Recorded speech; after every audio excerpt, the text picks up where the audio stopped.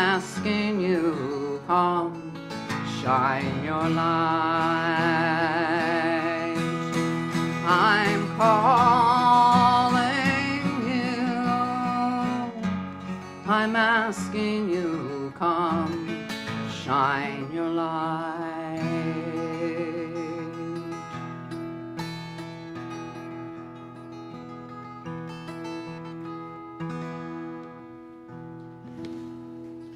Thank you. I got to sing this to Julia. Debbie and I went to go see her at the home, and I also got to sing Vampire Mike's "Fuck You" song, and of course it was this home. I didn't really cut loose like Mike would and did, and I said that to Julia, and she goes, "Yeah, I know." But anyway, thank you.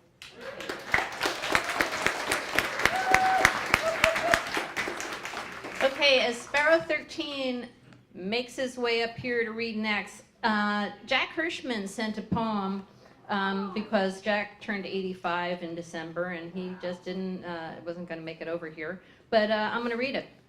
Bruce asked me to. It's called The Street Heart Arcane, in memory Julia Chalette Vinograd. Number 1. This bite I take from this slice of matzah is for you, in memory of you, sage sister Julia Chalette Vinograd, in December born, in December died, though you knew long before you breathed your last that homeless hands had found their way to your shoulders and, in gentle brotherly gesture, turned you around, kissed your eyelids opened, and gave you no more pretending everything's broken from promises to the plumbing. It's not just about us anymore. 2. You saw the street for what the street really was, the exploitation, the hustle, and also the soft sweetness like your unforgettable street singer. And there was in you a poetry that was always being whacked behind its knees, told to move along, shift, at which you'd fling a new portrait in words of the struggle of another poor soul who was all heart.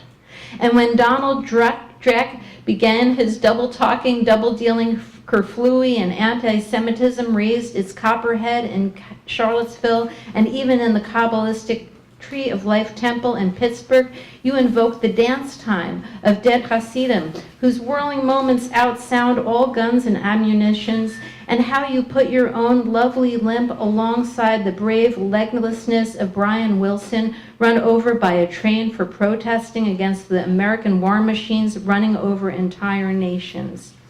3. You knew the capital of these Jew-knotted states is Mezuma, and in this concentration camp where everything and 1 and 0 is 10, and your Powell is a stone in your clench. You wrote of the street hearts and wrapped them in dignities of the word you lived for, giving face to the faceless, voice to the voiceless, and now there's a body of work that will reveal those streets and those doorways by a poet who looked the cold, dead weather of today's Holocaust in the eyes and said, Kenahara, no evil eye. So take these slices of matzah, brothers and sisters, and bite hard down and say, Zagnik Kainmal. Don't ever say, never ever say that Julia Chalette Vinograd is gone.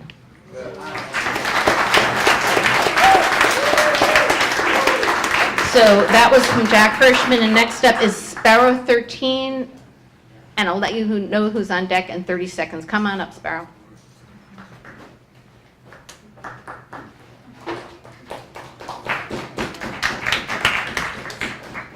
Bill Rowan is on deck. I sure hope nobody's waiting for me to hear me say something profound, because I ain't got nothing profound to say. Just, wrong glasses, sorry. It's real, when you get older, it's kind of cruel if you're vain. You have to always decide if you want to look good or see good. Yeah. Julie thought she was my mom sometimes. Like she said, Sparrow, you look hungry, come and have some duck with us.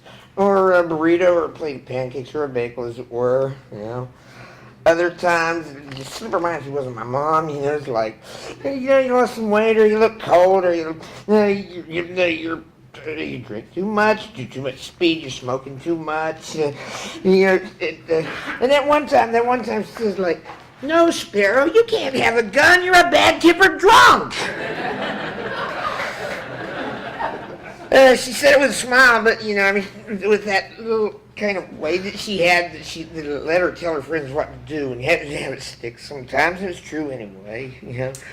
And she would, like, she was real patient with all my weird enthusiasms, and I could call her up at 1 in the morning and yak out, you know, 2 was the cutoff point. You're like, she'd answer the phone at 1:30 and let me rant at her till 3, but she'd not pick up that phone after 2. You know, I learned that.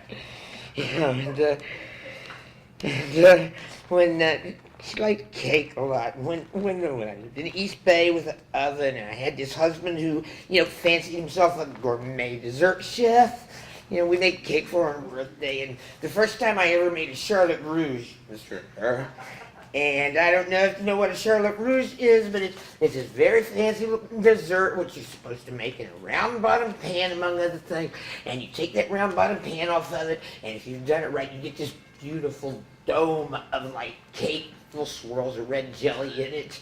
And it worked beautifully. And she took this thing up with the cake pedestal, and you know, we all marched from the kitchen back to where the party was. You know, kind of just this disorderly parade, so slamming cake back and forth. You know, because it's like a little kid. It's like a little kid in a way. I hate little kids usually, but this works. You know, it wasn't like naive exactly, but just wide-eyed and eager and ready. You know, what's next?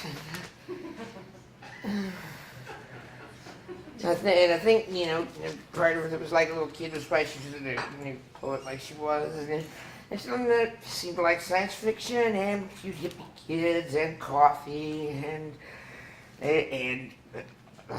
you know, we'd just sit together. We'd sit there all afternoon yakking about everything, more times than I can count. And I don't know if she ever lifted a paintbrush after she got out of middle school, but I heard her telling her sister, who paints every day, what was wrong with this and that painting, how she should have fixed it. And my jaw just drops, and Julia Vinograd, you would tell a ghost how to haunt a house, wouldn't you? And she smirked at me just slightly and didn't say yes, no.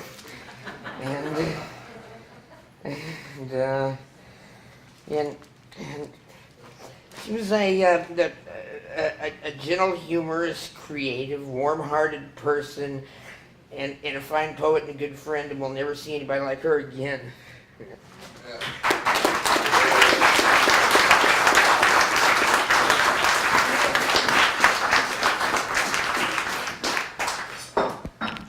Thanks, Sparrow.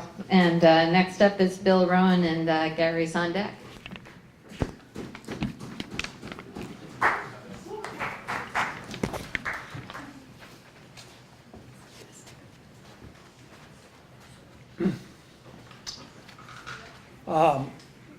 I really did not know Julia very well.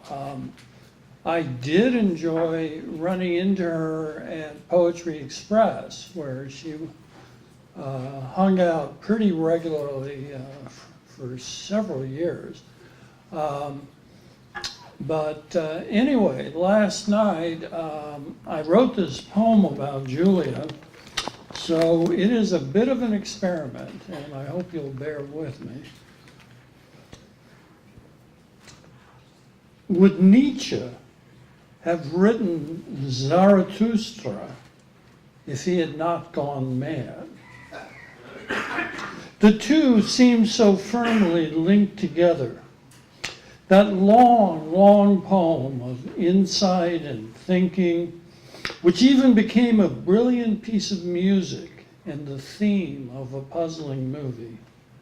You might as well call it On My Way to Insanity, filled as it is with morbid explanations of how the human mind works, human society works, the universe works.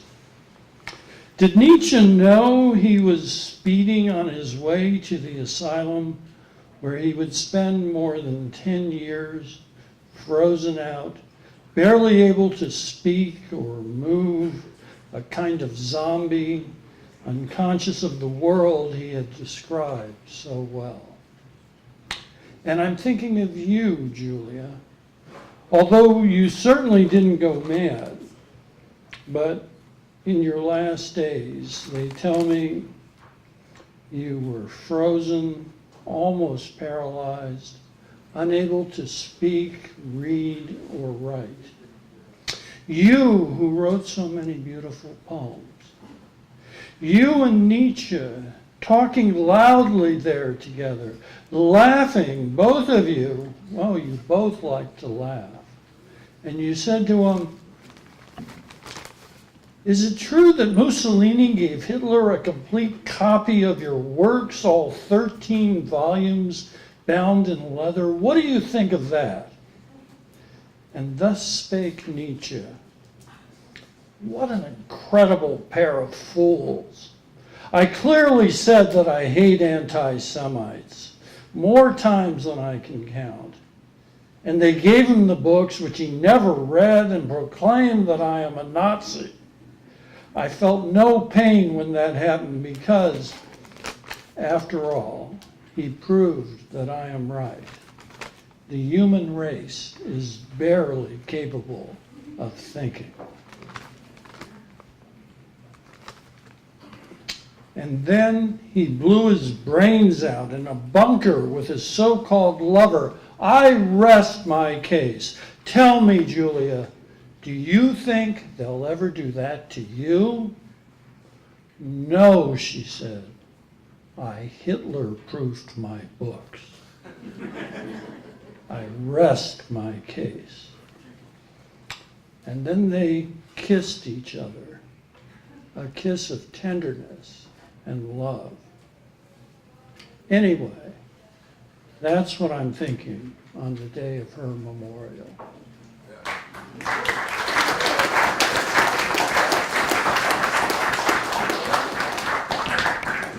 Thank you, Gary. And?